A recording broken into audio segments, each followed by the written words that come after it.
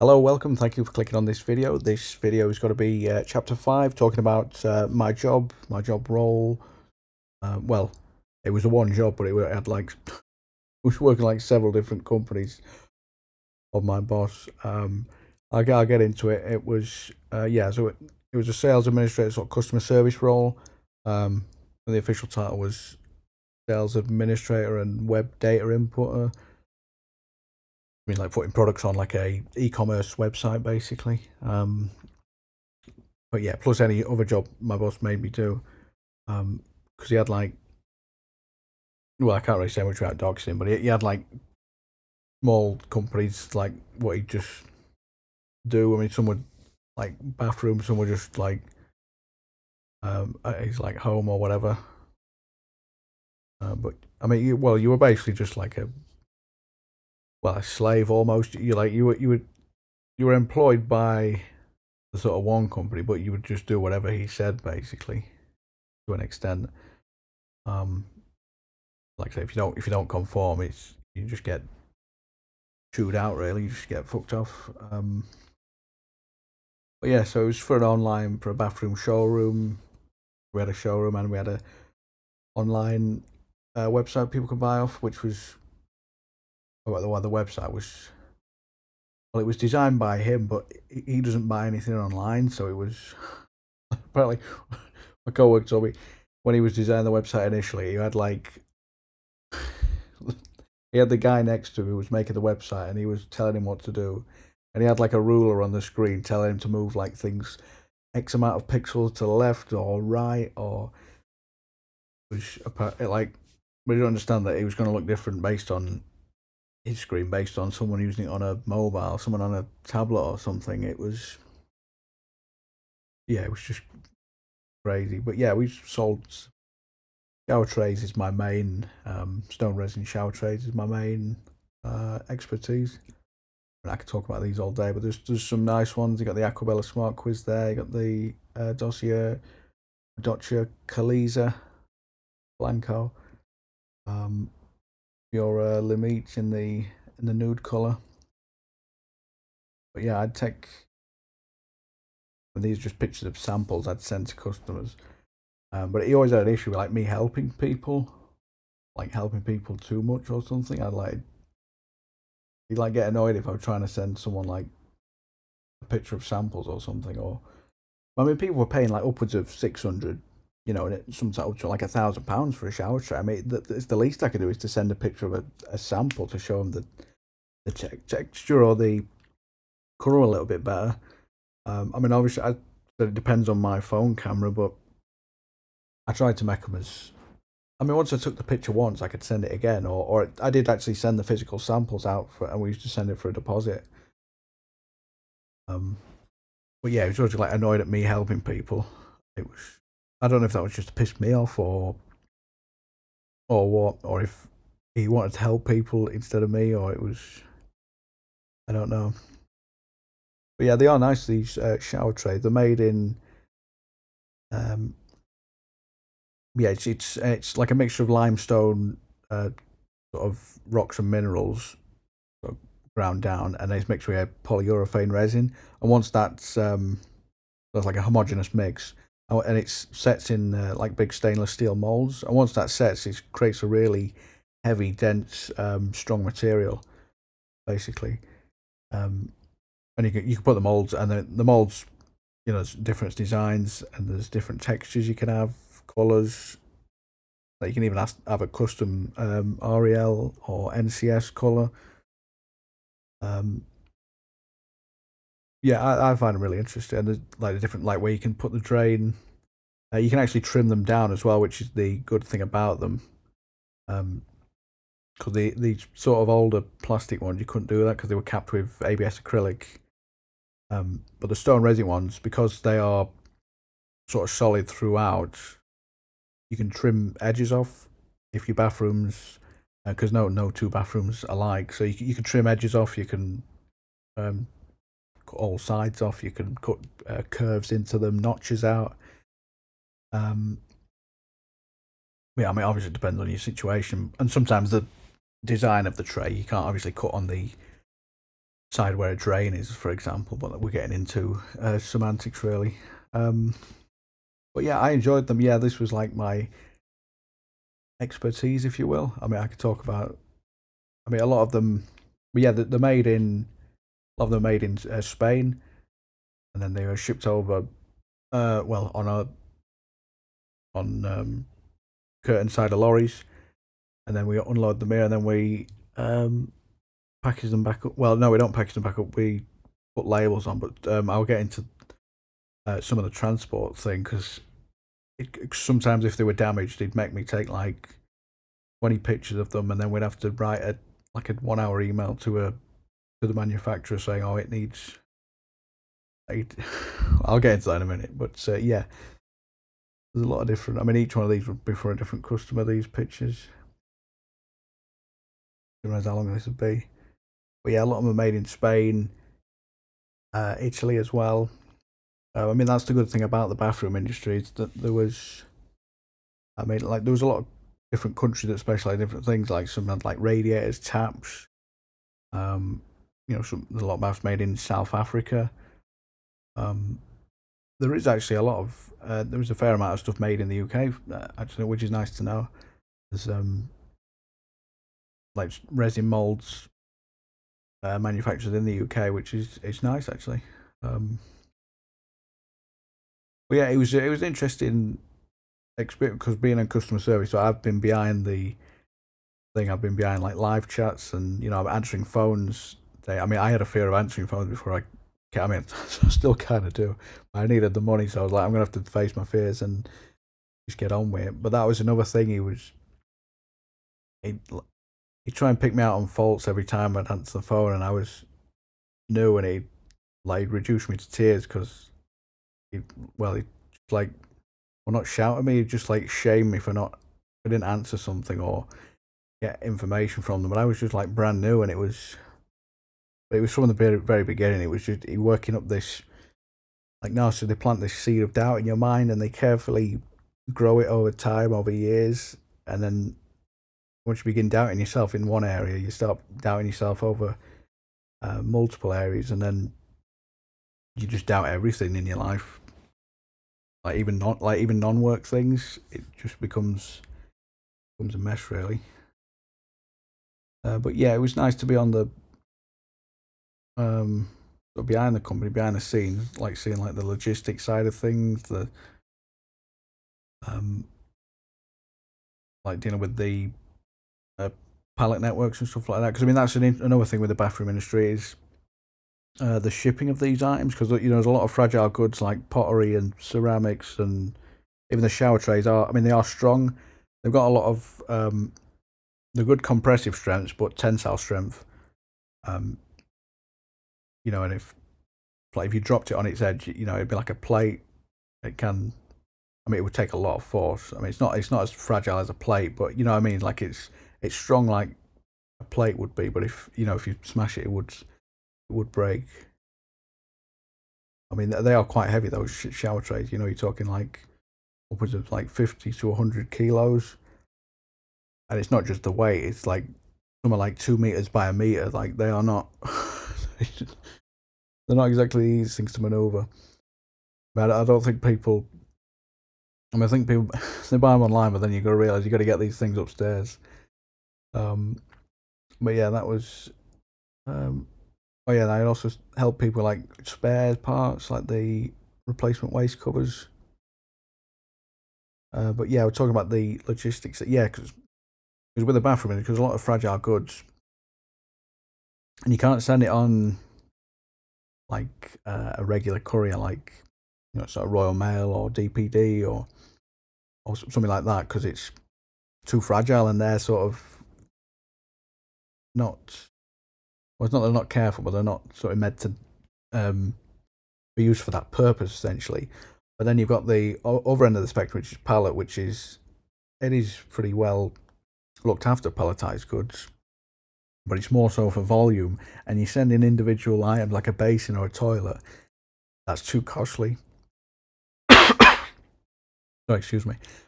So that's when companies like Stop Start Logistics or like APC or I think there's a few others. They're sort of like in the middle between pallet networks and like your everyday courier. Where they like look after the goods a little bit more, but they're not as expensive as a pallet network service. Yeah, what have we got? It's 1 o'clock. Oh yeah, this is like example of customer service, basically. Yes, well, there's going to be plenty of coaches coming into the car park with services. A French couple, not to my knowledge. No, I'm very busy. I have enough on my plate. I can't be dealing with people getting back on their own coaches. I have enough to do. What? Not to my knowledge. Well, it's NMP, love. Not my problem. NMP love. Most of my customers are good, but there are times where I wanted to say that to people. It's NMP love. Not my problem. Oh. Bye-bye. The damn cheek National Express phoning up here. Apparently a French couple have got on one of their coaches instead of the one that... I can't be responsible for people getting on their own coaches. It's not my problem. I've enough on my plate. If I had £1 for every person who got back on their own coach and left by coaches in this place, I'd be a millionaire. I'd have £4 for this week. This week. July '83. This Ryan Paris, the only hit he ever had. Classic. All this. Not trim this down. I mean, '80s. It was the classic time that, you know. People say it was like the '60s, but it was the '80s. You know, everybody knew what they were doing and problems with it. I think that's it, is it? I've said it before, and I'll say it 6 now. Having charity events, and now that's led to this. Surely FM coming in your ears. Fingers crossed, eh? Should have trimmed this down. That's a mistake. Well, it's not my problem, Gavin, is it? This is this bloody French couple. They're up the M6 now having a ploughman. Listen to it. Well, they want to put the clocks back an hour. They're in England now. We invented time. I've said it before and I'll say it again. I can't be held responsible for negligent coach drivers or French tourists who can't tell the difference between brown and blue. Because we're chock-a-block down here today, Gavin. Yes, we're talking double figures. Yes. Well, ring Wallace Arnold. That's the best advice I can give to you. Stand for a hand to you too and all. He's a cheeky get, that Gavin, all right. He used to work here. He used to mop toilets under me before he got lured over to Lancaster as lodge manager, all exotic. The bloody French. Me and Ardeen, we got caught up in Depp in '93 in one of them tractor and truck disputes. 8 hours. And nasty. They were setting fire to sheep at one point. Pity they weren't that bolshy in 1939 when we needed them, huh? They were a bit of good then. So yeah, that's like customer service. But I mean, I could use more clips than that, but I'm trying to keep it somewhat interesting. I mean, I could overanalyze these clips all day, to be honest with you. But yeah, the working environment. I mean, I describe it as like the British weather, like narcissistic bit, like because 60% of the time it was cloudy and just sort of overcast. 10% of the time it was sunny. And 30% of the time it was like rainy and stormy. What do I mean by that? Well, 60% of the time it was just boring because you couldn't.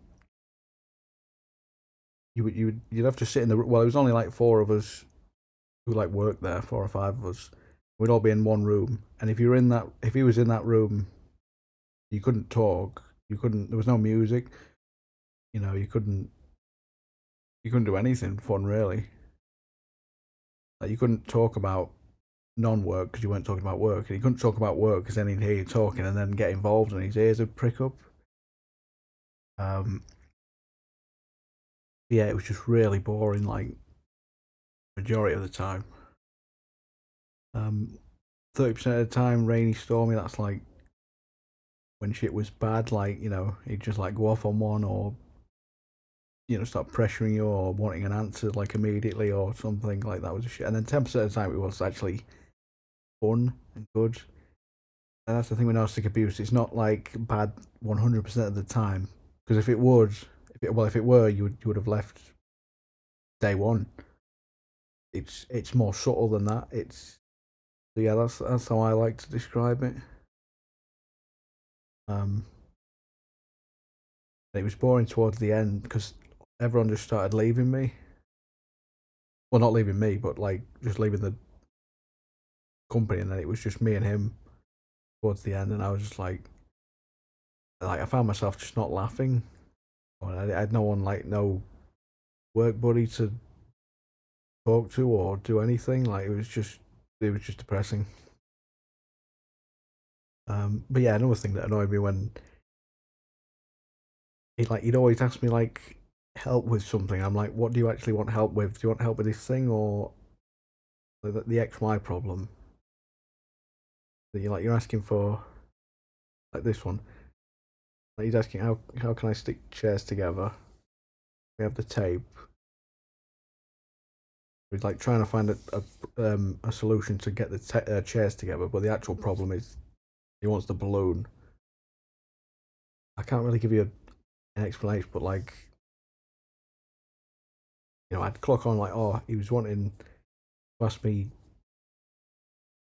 I don't know, like a serial number for something. I was like, oh, why do you want that? Oh, to phone this company or something. Like, oh, why don't you just tell me the problem and then I can solve it quicker? But no. So yeah, I didn't really have many.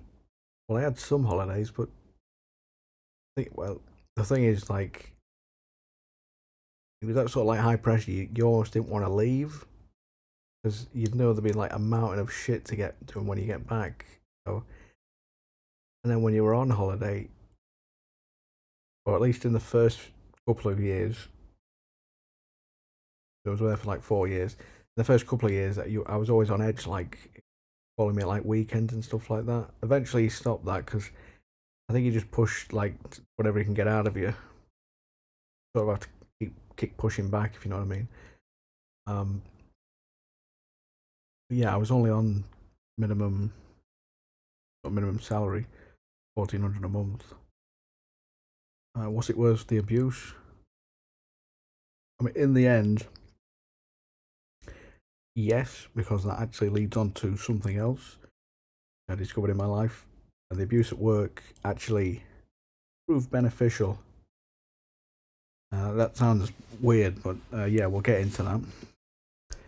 But yeah, sometimes the shower trays would arrive like, I mean, the trays weren't damaged, but the box was damaged, and he'd have me taking pictures like, oh, give me a picture.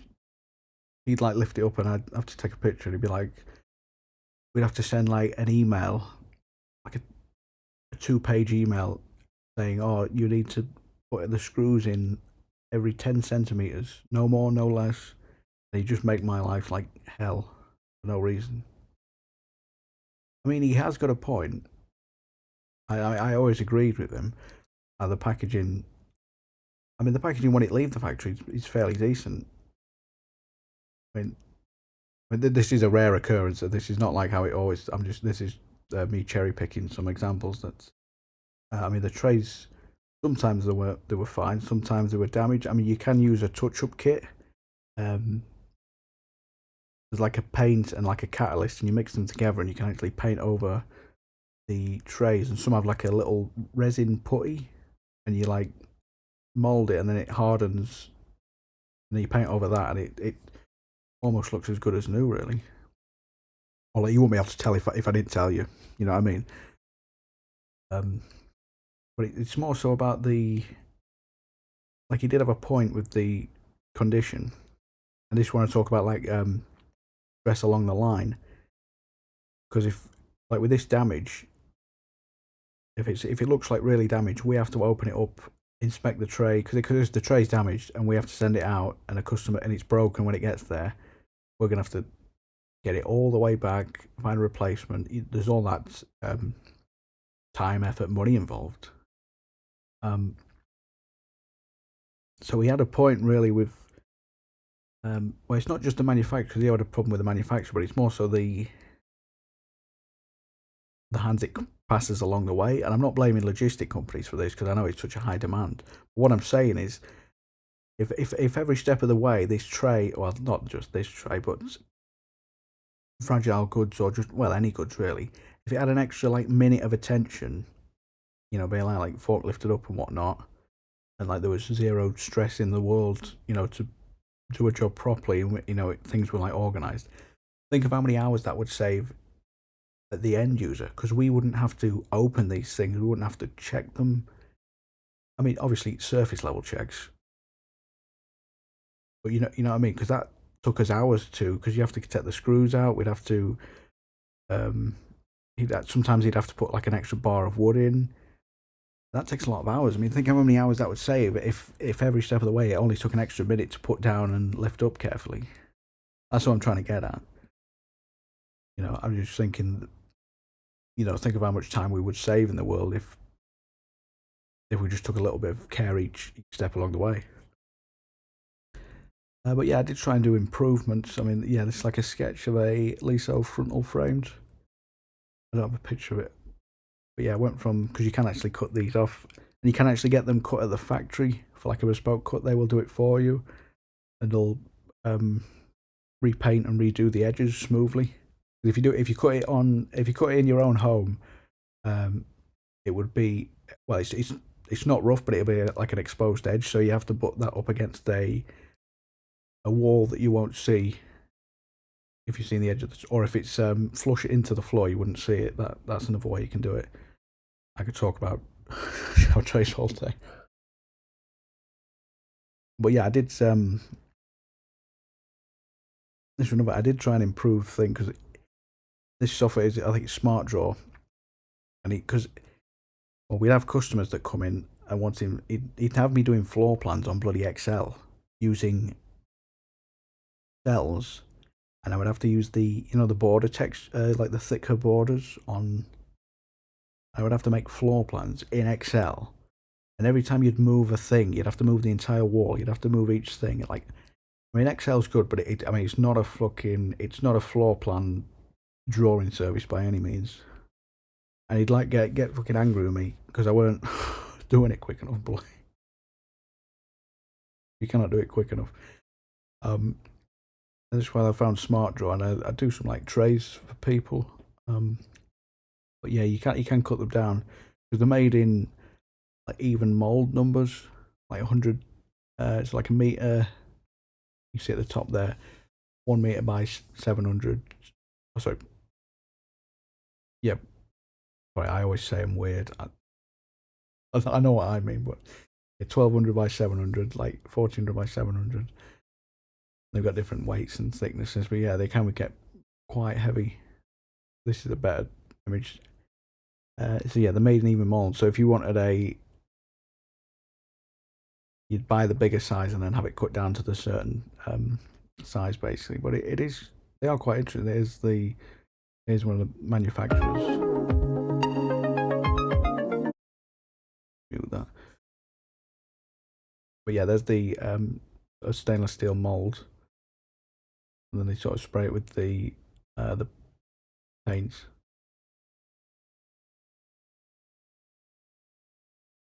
There's the stone resin mixture.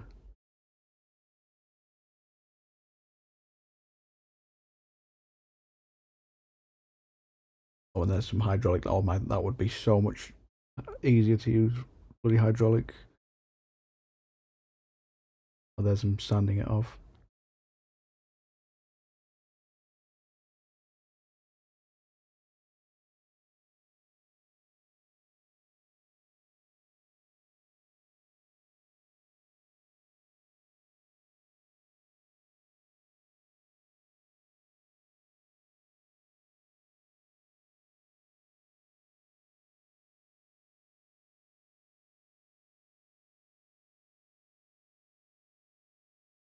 And there's the water test. And that's packaging it up.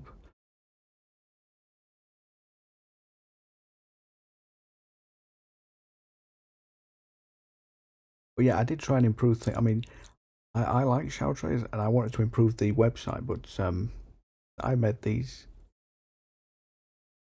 I want to sort of redesign the website with more options, because people would come on to me because you couldn't find anything on our website unless you already knew what you were looking for. It was stupid. You couldn't filter anything. You couldn't search for anything. And like, I mean, 'cause I was I didn't know anything about bathrooms before I started. So I mean, even I had struggled navigating it, and I was, and I knew about it. Right? So I was going to make some new like category boxes. I made these in my own time, but it never came to fruition. There's like just some options for people to choose.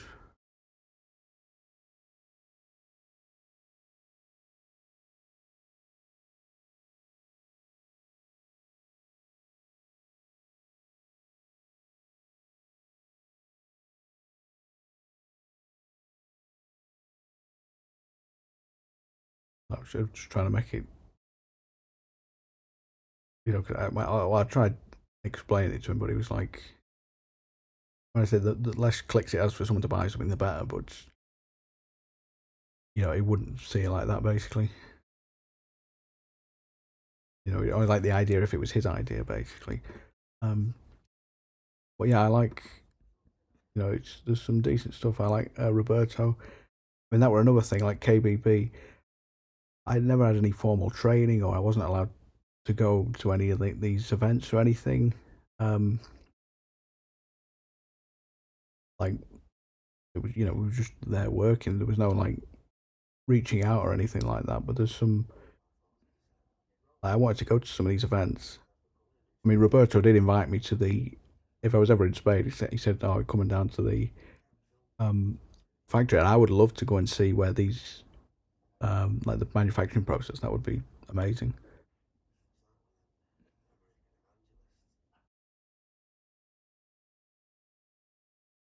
Yeah, face-to-face contact with customers, key brands to success.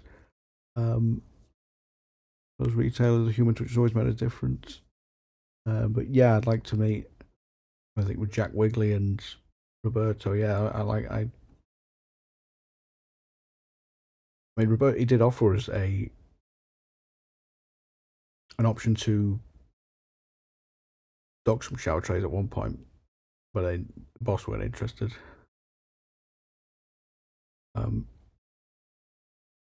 When I did want to use, because Joshua had STS down in East Sussex, and I wanted to. Well, I wanted Joshua to be on the same level as Fiora and Aquabella, and like I made a full PowerPoint that I was going to send to Felipe, but I never did. I think they had a partnership with Sommer and Barwick. But yeah, I just created like a mock-up. It was going to be. I did all this in my own time. Really, this was. Oh, that's just placeholder. That's placeholder. That is too. But yeah, I was going to weigh up the pros and cons of each tray.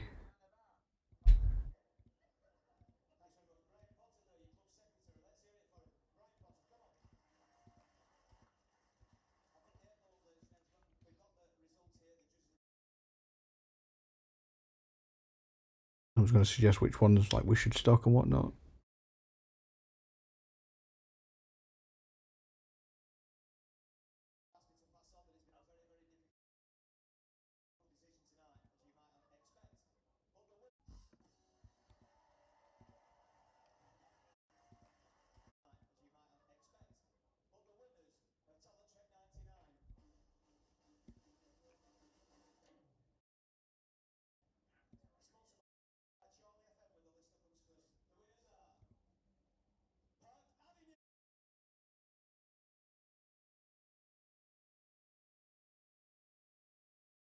But yeah,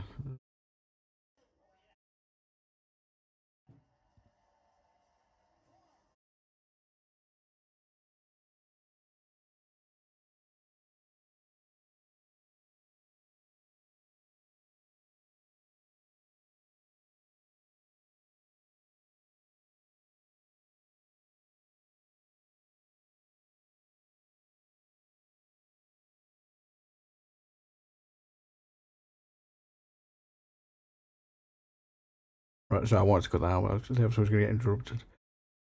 I don't like speaking when she's up here, basically. But yeah, so yeah, I had I mean, I didn't want any part of it. I just wanted STS to improve, like, because there was a load of old trays there, and I wanted to, well, not me. Well, I didn't want any. I didn't want it to be us. I wanted it to be them doing it. I just wanted to give some like inspiration to them because Fiora and Aquabella had partnerships with um, Stop Start and whatnot. And I thought, well, I just like different avenues of, because more options I've got available, the more I can offer to customers. So that's what I was trying to inspire to Felipe. But I never sent it. But I did create it. So yeah, never got to fruition. This is another thing I touched on this in the teaser video. This was James at Merlin.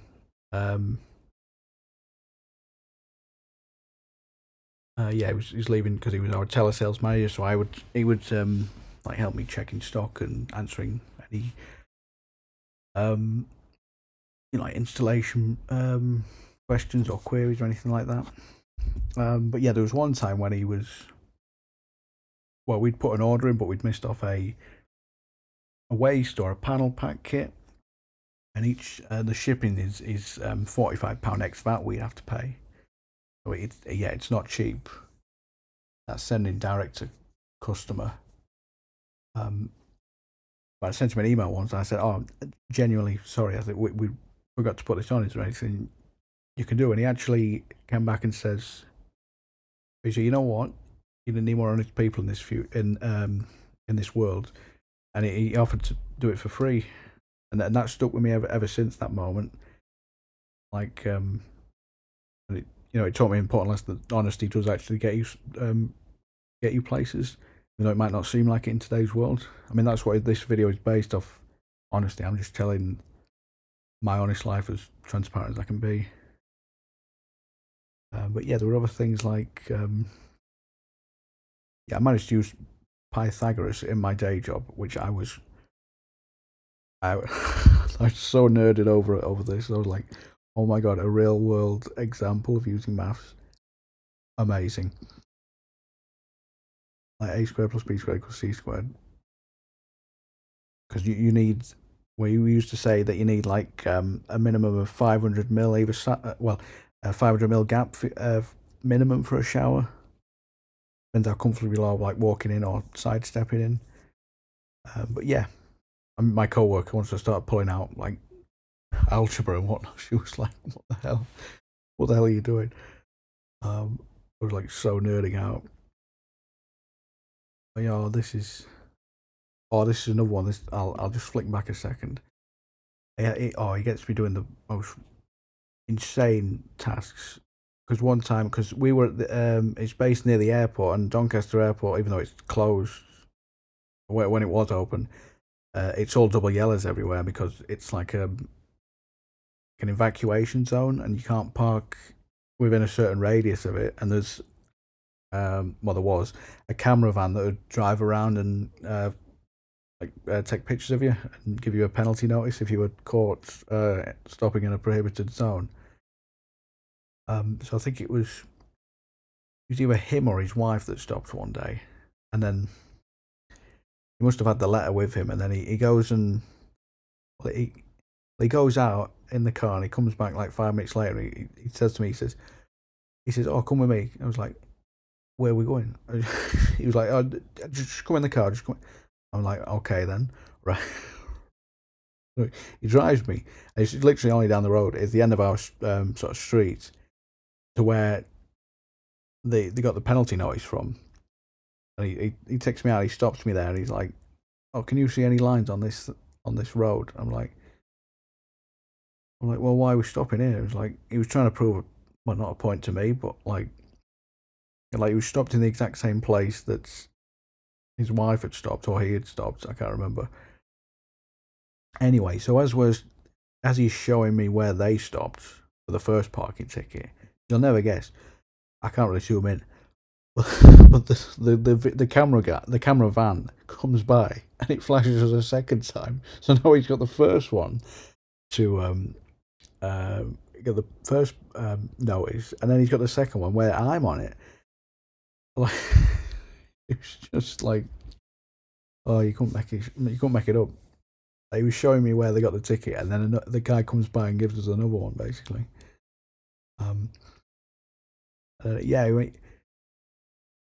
I envy him because he went to court and like battled it, and he got them thrown out. He got all like, because he loves going to court or anything like that. He had me printing out because he went on his phone and he took pictures of all of the double yellow lines outside of our gate and the other units, and he'd make me order them, crunch them down, and then I'd have to print them. I'd print 3 copies, and he'd make me lay them out. Well, I'd lay them out with him. Like, this was on his court day, like proper prepared. I envy him, like being able to like have the just free will to just go and piss about arguing a parking ticket in court. I mean, that is, yeah, I am quite jealous of that. But he has got a point. Like these things are quite predatory at times, and they just expect people to roll over, and he doesn't. And that I do admire that about him. I will say, like he'll fight anything. But yeah, that's just like one of the stories. Like there's so much bullshit. I mean, there was like it was a job for a bathroom company, but there was so much other shit that was like not even. The bathroom was just part of it. What's this? Oh, it is cutting corners. Like, we didn't even have any hot water for like since after COVID. Like the boiler worked, but the hot water didn't work. Like this is just like the cutting corners. Like,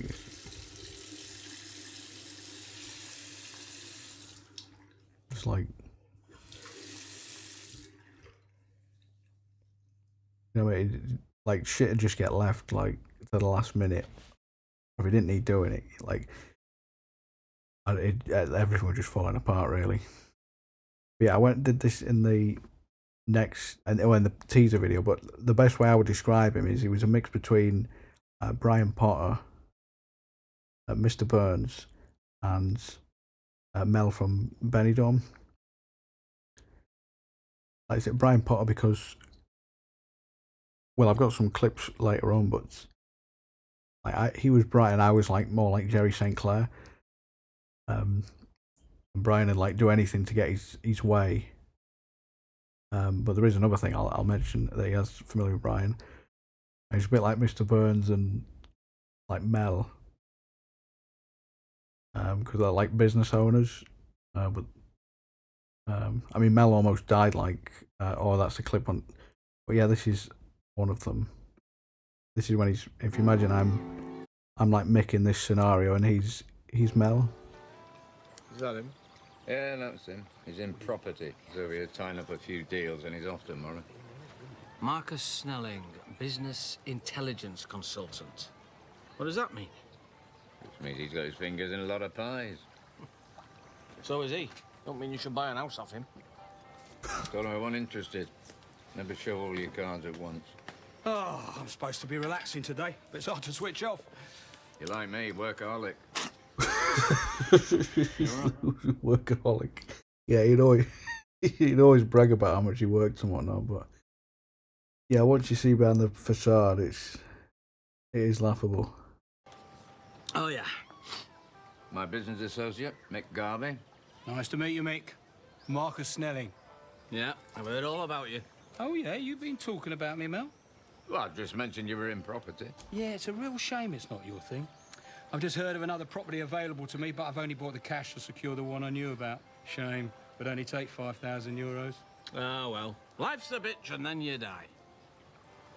A 90,000 euro guaranteed profit for a 5,000 euro stake. Basically, it's a license to print money.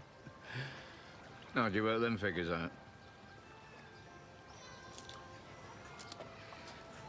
I've got this estate agent friend. No, you're not interested. No, we're not interested. Well, hang on here. You may as well tell us. He deals with a lot of old biddies that are retired out here but run out of money. Now he offers them a chance of a lifetime. Sell your house, but still live in it. You've got to look at Carol Vorderman. Anybody ever tell you that? Go on. He gives them a ridiculously low valuation on their house, but tells them he feels sorry for their predicament and out of the kindness of his heart can put them in touch with a private cash buyer with no commission to pay as long as they don't breathe a word of this to the agency. Now that is where I come in. What on earth is that smell? Oh, yeah, it's bullshit. Shut up. I fly over here, bung the estate agent £5 grand, take over the deal. I buy a €200,000 house off a confused little old lady for 60 grand. I then sell the house to a big property developer here same day for 150k. He bites my hand off because it's still 50k less than the full market value. He's happy. He's got another property in his portfolio. And a sitting tenant who's not only paying top whack rent, but be dead within a couple of years, leaving him with a house worth even more money. That is unbelievable. Yeah, certainly is. Yeah, why don't the estate agent just go directly to the property developer? Because the estate agent doesn't know who the property developer is. He's my contact. Knowledge is everything in this game, Mel. You're not considering this, are you? What's it got to do with you? Thought I was your business associate. Look, it's not everyone's cup of tea. You do have to have fairly flexible morals. Flexible morals? You make Harold Shipman look like the Flying Doctor. I've heard enough. Sorry about him. He's very naive when it comes to business. Thanks a lot. Yes. Well, anyway, if you feel like turning £5 into 100, you've got my card.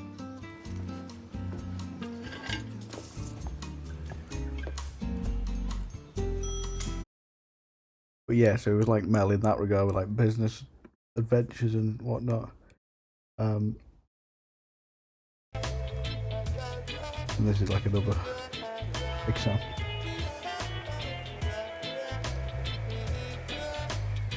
Right, what's going on? Well, as you both know, I came back to Benidorm with the idea of setting up some kind of business. Now, I'm sure you'll be the first to point out that so far, none of my efforts has been a complete success. Well, apart from the bacon factory in Israel, there's not a lot left for you to do. So I've decided to think big. Very brave for a man 4'8" in Cuban heels. Can we just listen to what he's got to say? Instead of setting up my own venture, I've decided to buy an established business here in Benidorm. Can't tell you what it is yet before I've sealed the deal. But we want you to know that Madge and I are relocating. Relocating where? We're buying a business in Benidorm. Where do you think we're relocating to? Skegness? I don't understand. But crying out loud, what's there to understand? Me and Mel are buying a business and we're staying in Benidorm. For how long?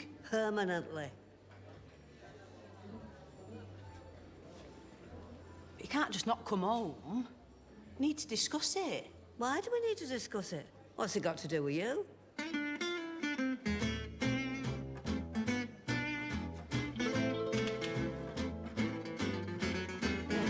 Hello, son. Have you had any breakfast?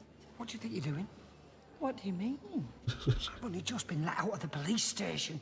I know I was gonna pop by this morning, but I thought it'd make more sense to get us two sunbeds. I've just spent the night in the Spanish cells, and the best thing you can do to help me is reserve me a sunbed. Well, I didn't think they'd be keeping you much longer. I mean, you didn't really do anything, did you? I spent 36 hours banged up for wasting police time, thanks to you. Do you want a cornetto? I know it's only early, but I've just had one. Do I want a cornetto?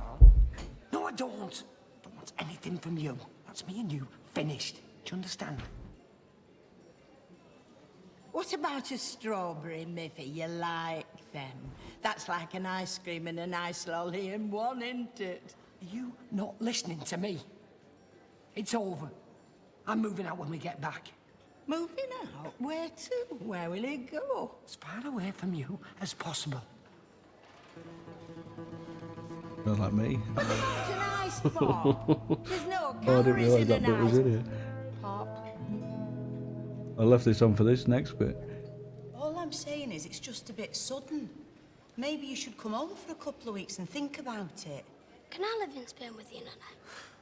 What's the UK got to offer us? Bad weather, the credit crunch, and miserable people. Why didn't you talk to us? Hey, look on the bright side. If they do stay here, that's 2 less miserable people in the UK. What business have you bought? I'm sorry, Jans. We can't discuss that before the papers have been signed. Pat, we're just off to do that now. I'll tell you what. Mick'll go with you and I'll stay here and talk to my mother. I'm not staying here, I'm going with Mel. Well, we'll all go. It'll be a nice day out. If you think I'm spending the last days of my holiday chasing round after Donald and Ivana Trump, you can piss off. In fact, I do need you to come with us, Mick. There are a few things I need to discuss with you. Forget it. There's a pool through there with my name on it. Well, I do have to hand over the UK sunbed shops to someone. Come on, you lot. These papers aren't going to sign themselves, are they? Donald and Ivana.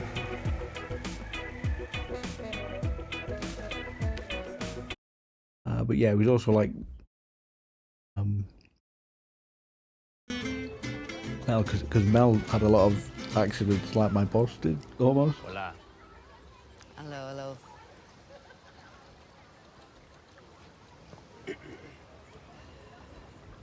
All right for a drink, thank you. I'm sorry to hear about your husband. He was a good man. Yes, he was a good man. I remembered your wedding on the beach. Beautiful day. Yeah. When the fat man drop-kicked him from the parachute, I thought it was all over for St. Joe Harvey then. No. He was made of stern stuff. Do you remember the morning he nearly drowned in the pool? I think this was the day before he was almost killed by an electric juicer. He had his scrapes, I'll give you that. And the time he was nearly barbecued when his mobility shop burnt to the ground. All right. Just fuck off now. I was just, how'd you say, reminiscing. Oh, really? Well, if you don't frig off, people around here will be reminiscing about that waiter who got run over by an electric scooter.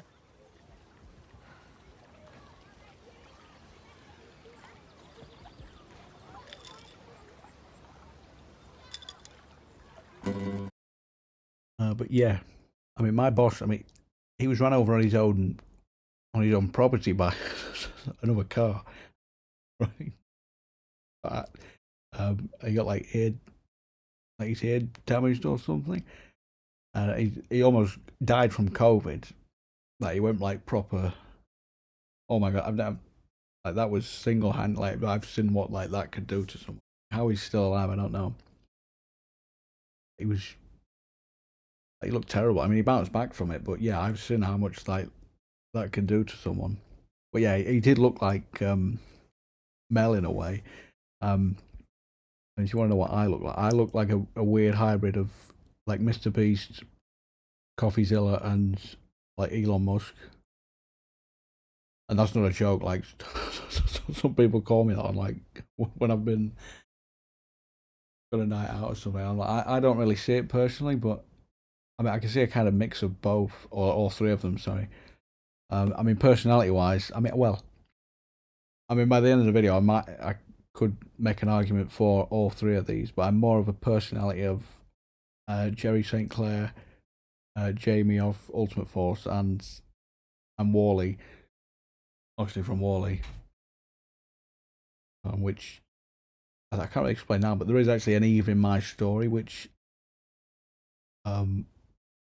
is, well, I don't know, this story gets quite weird when I tell it, but yeah.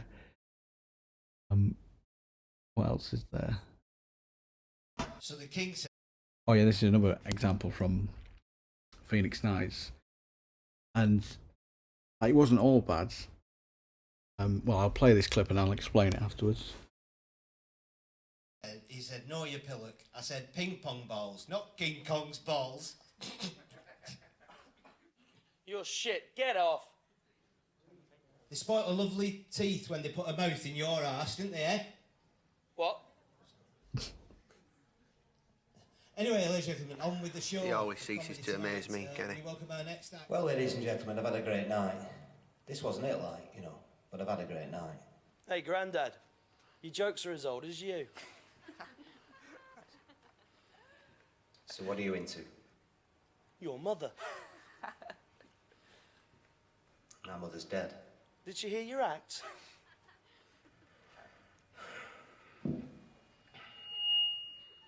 Get Max and Paddy.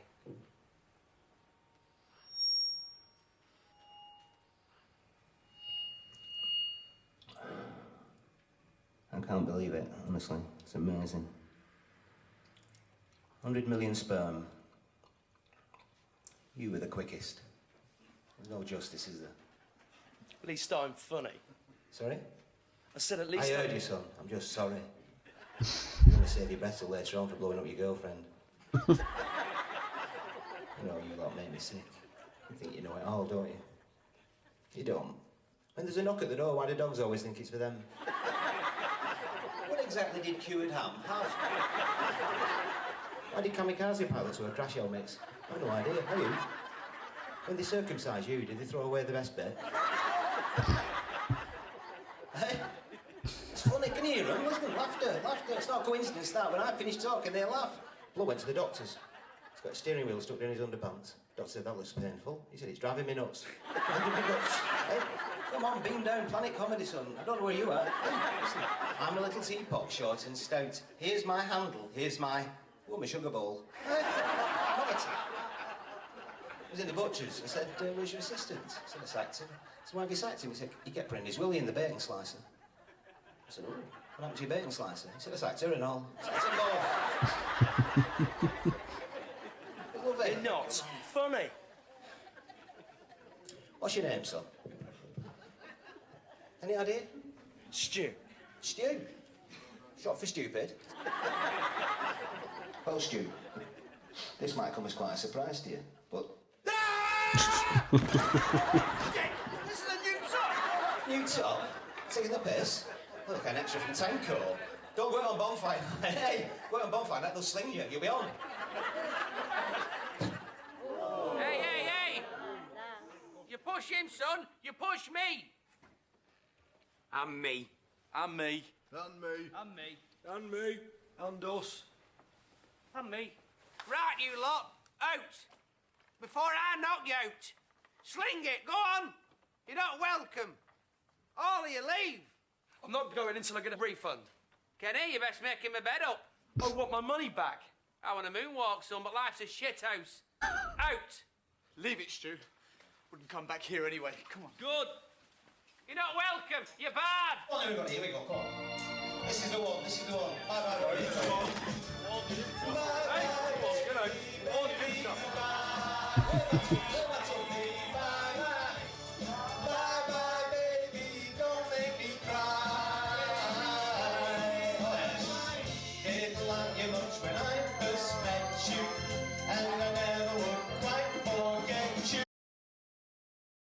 Yeah, I use that clip because well, sometimes if there was like an irate customer or something, my boss would actually sort of defend me, which I do appreciate.